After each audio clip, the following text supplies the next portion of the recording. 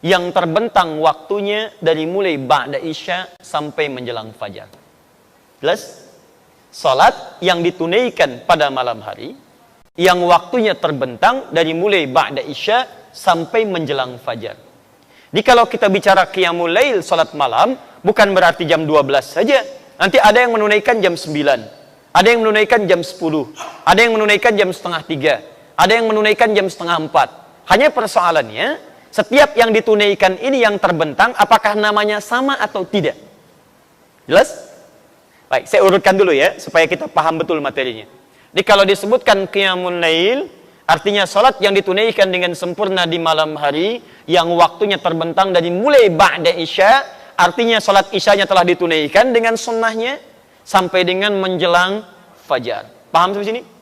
Nah, sekarang kalau sudah paham ini, bahasan pertama tentang definisi sudah kita selesaikan, kita masuk yang kedua, ragam salat malam. Ada berapa jenis salat malam dari batasan waktu ini? Satu, jenis yang pertama, kita ukur dulu dari aktivitas kita sebentar. Bapak tidur jam berapa? Rata-rata 10. Ibu? 9, Masya Allah. Baik. Ya, Insya Allah, Alhamdulillah. Bapak jam 9, Bapak jam 10, Ibu jam 9 ya. Baik. Sekarang kita fokus sebentar. Nanti, ini kan baru bangun tidur. Nanti setelah saat kita masuk aktivitas tidurnya Nabi, kita ambil sunnah Nabinya jam berapa tidur. Nabi tidak mengukur dengan jam, tapi mengukur dengan aktivitas. Rata-rata, Nabi itu kalau ingin beristirahat, itu setelah Isya, beliau selesai, kemudian pulang ke rumahnya, ke kamar dengan istrinya, diskusi sejenak. Evaluasi dulu kehidupannya, dan istighfar 70-100 kali, kemudian beliau langsung istirahat. Kecuali kalau ada aktivitas dengan sahabat, ya ada misalnya minta fatwa atau ada kasus tertentu, maka di situ kemudian beliau selesaikan dulu baru istirahat. Di Nabi itu jarang begadang. Ya, begadang tidak baik dilakukan kecuali ada perlunya, ya. Jadi Nabi kalau ada perlunya baru begadang. Kalau tidak, beliau tidak. Jadi begadang jangan begadang kecuali ada perlunya. Dua, tadi tidurnya jam 9. Ada yang jam 10. Baik, saya turunkan misalnya jam 9 lah, kita ambil yang paling awal. Baik, fokus ini. Apakah setiap orang tidur jam 9? Tidak. Ada orang yang bahkan sulit tidur. Ada yang pulang aktivitas, baru tidur jam 11, baru tidur jam 12, dan sebagainya. Baik, yang kedua, ada yang seperti kasus tadi, yang di hadis Abu Dawud nomor hadis 1369. Kata Ibnu Abbas, ba'da isya, selesai isya, Nabi langsung tidur, tidak salat dulu. Tidur, bangunnya nanti pertengahan malam lebih sedikit. Kalau kita sekarang tadi 1:30 bangun, kan? 2:30 bangun. Artinya, setelah itu kata Ibnu Abbas, beliau menunaikan sholat. Artinya, ada peluang sholat yang dikerjakan setelah kita tidur dulu di waktu malam. Jadi, ba'da isya, tidur. Bangun kemudian, sebelum waktu subuh, sebelum sahar. Misal, saya bangun jam 2:30, 2:30. Saya awali dengan tidur dulu, bangun jam 2:30, dan saya bersiap-siap untuk sholat. Artinya jenis yang pertama, ada sholat yang ditunaikan sebelum saya tidur, setelah saya tidur di waktu malam. Diawali dengan tidur, baru kemudian sholat. Ada kondisi kedua, maaf, saya belum bisa tidur. Bahkan saya dalam aktivitas yang tidak memungkinkan pada saat itu untuk tidur. Misal, ada shift dalam berjaga, dari pulang dinas tengah malam misalnya, bahkan menjelang subuh. Waktunya masih malam, tapi nggak ada tidur pada saat itu. Atau nelayan misalnya, jaringnya ditebarkan sambil nungguin ikan, dia sholat. Bisa kan bisa terjadi. Aktivitas nelayan di malam hari. Dia menebar jaring sambil nunggu, dia sholat. Dan itu lebih bagus dibandingkan dengan pasang status. Ceklik, nungguin ikan, misalnya kan. Nggak ada kerjaan, sudah gelap, nggak kelihatan lagi. Misal. Jadi ini tanpa tidur. Tanpa tidur. Atau diawali kemudian dengan sholat sebelum dia tidur. Sholat dulu, baru dia tidur. Atau kemungkinan yang kedua, dia mengalami lelah yang luar biasa. Sudah capek, sudah luar biasa penat, dari pekerjaan tidak memungkinkan dia bangun malam. Dia sadar itu. Kemungkinan saya bangunnya menjelang subuh. Tapi saya ingin sholat dulu di malam ini, tanpa diawali dengan tidur. Nah, nanti kita akan lihat jenis yang kedua. Yang ketiga, ini nggak peduli. Mau sebelum tidur, mau setelah tidur, yang penting saya sholat. Dan sholatnya tidak diikat dengan waktu tidur, dan tidak diikat dengan apakah tidur atau tidak. Jadi yang kedua ini, dia fleksibel. Terkait dengan tidur, ataupun tanpa tidur.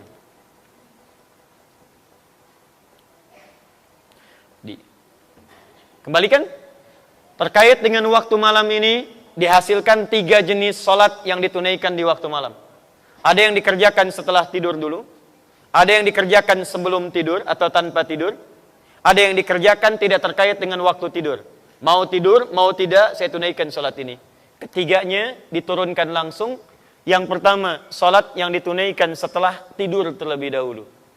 Aktivitas yang ditunaikan setelah tidur, itu disebut dengan hajada dalam bahasa Arab. Ha besar, jim, dal. Sudah? Ha, jim, dal. Kalau Anda ingin berusaha bangun setelah Anda tidur itu, misal, saya mau beraktivitas di malam hari. Saya berikhtiar untuk bangun. Saya usahakan serius. Harus bangun, harus bangun. Saya pasang alarm, saya siapkan baik-baik. Maka usaha untuk mewujudkan sesuatu dengan serius tambah tak di awal kata dasarnya, tak. Sudah? Harakatnya fathah. Setiap penambahan selalu umumnya harakatnya fathah, tak.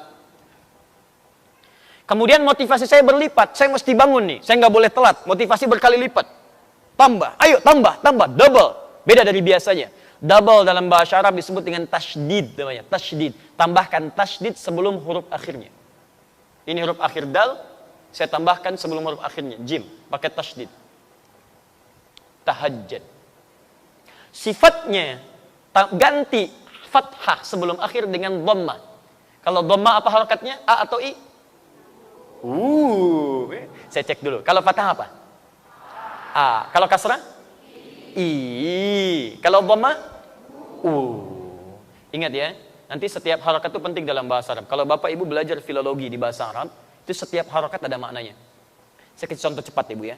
Kalau Ibu misalnya ingin berbicara kasrah, ini harakat menunjuk pada perempuan umumnya. Tipis, kecil. I. Makanya kalau laki-laki fathah, A, anta, perempuan, I, anti. Laki-laki jazakallah khair, Ka, perempuan, I, jazakillah khair. I. Ingat Bu ya, jazaki untuk perempuan. Setiap yang ada I itu perempuan. A, laki-laki. Jangan lagi terjadi setelah saya mengajar selesai, datang sekolangan ibu mengatakan, Ustaz terima kasih, materinya bagus. Jazakillah khair. I. Saya masih pakai peci. Nah ya, nah, itu. Jadi kalau paham itu semua, mudah mengaplikasikannya. Bapak pulang malam-malam dari sini, sholat sendirian zikir. Begitu pulang jam 3 malam-malam. Di situ ada misalnya pas di tengah jalan, ada suara nggak usah panik, kasroh ya. Udah. Nah sini. Kalau ingin dirubah jadi sifat dengan kesungguhan, ganti harakatnya jadi dhammah. Tahajud. Tahajud. Dah, lihat sini, lihat. Fokus ya. Salat yang ditunaikan di waktu malam diawali dengan tidur. Aktivitas yang ditunaikan di waktu malam setelah tidur disebut dengan hajada. Kalau serius direncanakan tambah ta di depannya, tahajada. Kalau motivasinya berlipat tambah tasdid di atas huruf sebelum akhirnya, jadi tahajjud. Paham? Baik, fokus. Sifat kesungguhannya disebut dengan tahajud. Pakai tasdid, harakatnya diganti jadi dhammah. Saya kembalikan ke sini. Fokus lihat baik-baik, saya kembalikan. Salatnya siang atau malam? Malam disebut apa tadi? Malamnya sepenuh malam atau sebagian malam? Sebagiannya sebelum tidur, setelah tidur? Setelah. Kalau ingin mengatakan sebagian malam, bahasa cepatnya tambah min sebelum kata lailnya. Minal lail. Paham? Kalau lail sepenuh malam, kalau minal lail sebagian malam. Sekarang buka Quran surah ke-17 ayat 79, paling kiri sebelah atas. Saya ingin Anda paham dulu ini, setelah itu kita baca Qurannya. Nanti ada cara berbeda saat kita membaca Quran. Lihat sini. Sudah ditemukan? Paling kiri sebelah atas, Quran surah 17 ayat 79. Saya sarankan dalam setiap kajian, Anda siapkan mushaf ya, supaya kita agak nyambung. Wa minal laili fatahajjad bi. Ada? Lihat, wa minal lail, ada minnya. Masih ingat tadi kalau min itu sepenuh atau sebagian? Sekarang perhatikan cara mengartikannya. Wa minal lail, kata Allah, dan dari sebagian malam itu. Saya nggak tuntut Anda mengerjakan sepenuh malam, kata Allah, nggak usah, sebagian malam aja. Silahkan kamu istirahat dulu, tidur dengan nyaman dulu, lalu fatahajjad bi. Lalu, ingat, Allah tidak mengatakan hajat, fahajat, bukan, tapi pakai ta. Ta, ketika menggunakan ta, masih ingat tadi, ta menunjuk pada suatu rencana yang serius, dengan persiapan yang baik, dengan usaha yang baik. Alhamdulillah. Perhatikan, fatahajjad bi, tahajjad, maka rencanakanlah, siapkanlah dengan serius untuk bangun di sebagian malam itu. Jadi kalau Anda ingin tunaikan tahajud, kata Quran, jangan cuma sekedar bangun. Kalau cuma bangun, jangankan Anda, orang nonton bola pun bangun dia. Coba silakan, yang paling serius. Orang mau nonton bola aja begitu serius. Malam nih, malam, MU ketemu Sevilla nih. Siapin. Jamnya jam berapa? Jam 2:30 waktu Indonesia. Pasang alarm sampai 3 kali, Pak. 3 kali, dari 1:30. 1:30, 1:30, 1:45, jam 2. Alarm pertama, matikan alarm kedua.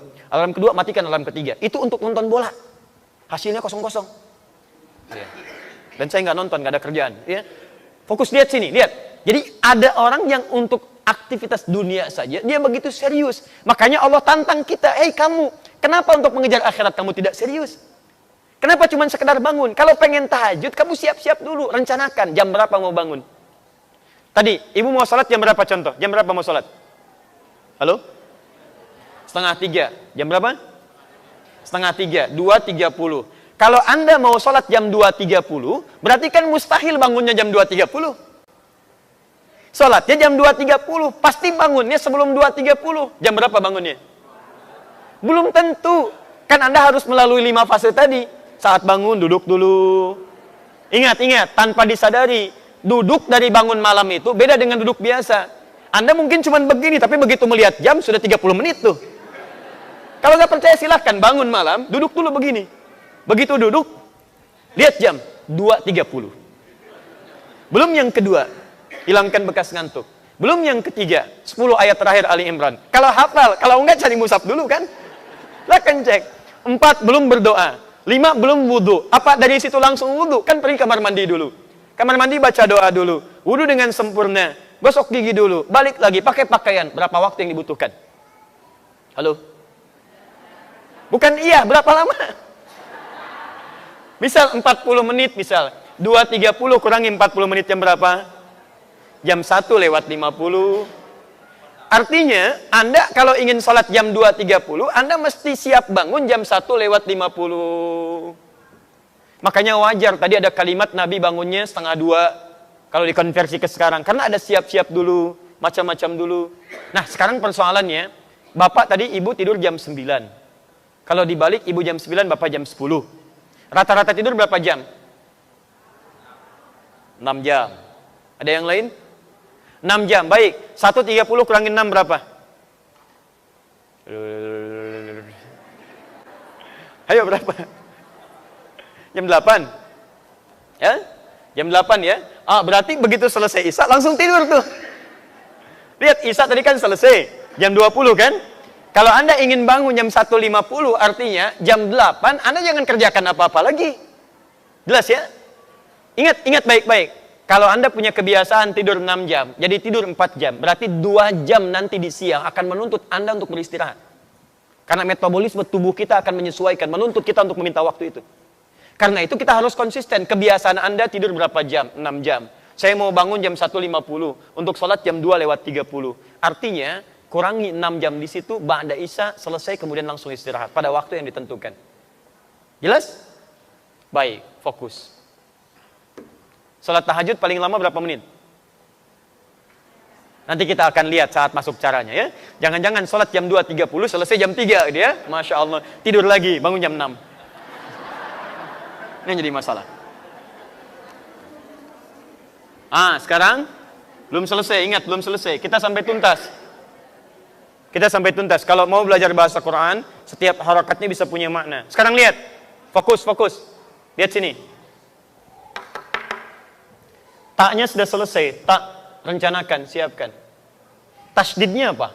Tadi masih ingat tasdid artinya apa? Motivasi berlipat. Nah, ini bahasa Quran yang sangat indah. Secara psikologi bisa dijelaskan dengan baik. Kalau kita ingin semangat mengerjakan sesuatu, kita mesti punya motivasi. Sama Bapak Ibu kalau nggak punya motivasi ke sini, siapa yang mau datang ke sini? Apa yang bisa memaksa Anda mengalahkan tidur siang dibandingkan datang ke sini? Kadang-kadang sampai datang, kantuk juga ditahan-tahan. Yang penting bisa hadir. Apa motivasinya? Sama malam juga begitu kata Quran. Kalau Anda tidak punya motivasi menunaikan ibadah, nggak ada semangat bisa datang dengan baik. Maka dari itu ketika Allah menghadirkan tasydid, fatahajjad, ada tasydidnya di sini. Maka dihadirkanlah kemudian motivasi pada kita. Ayat selanjutnya, teruskan ayatnya. Saya agak percepat. Orang yang merencanakan tahajud dan dia tunaikan dengan sempurna, selain mendapatkan keutamaan yang tadi saya jelaskan, ditambah oleh Allah dengan 4 keutamaan lain. Allah berikan 4 keutamaan pada orang yang tahajud yang tidak diberikan pada yang tidak tahajud. Jadi kalau Anda sholat fardu yang 5 waktu, khusyuk sholatnya, sampai menangis, sampai khusyuk luar biasa, tapi Anda tidak tahajud, Anda tetap tidak akan mendapatkan 4 kemuliaan ini. 1.